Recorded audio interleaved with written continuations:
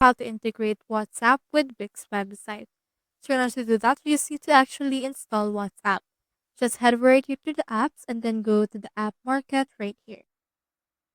Now from in there, it will actually put you onto the Wix App Market. So you can just wait for a few seconds until it loads. So once it's been loaded, you can see in here several search bar. We have in here this first search bar as well as this one.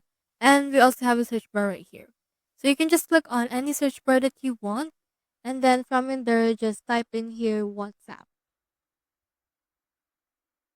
And in here, you can see this WhatsApp chat, contact us, as well as other more apps. So you can just choose which app you want to install.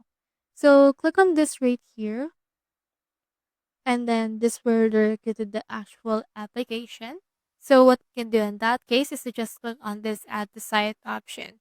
Take note that some application can only be installed if you have a premium site or you have subscribed to the Wix premium plan that they have. So it's actually really simple. You just need to install this application and you just need to log into your WhatsApp in order to integrate it. So that's how you integrate WhatsApp with Wix website. Hope you helped.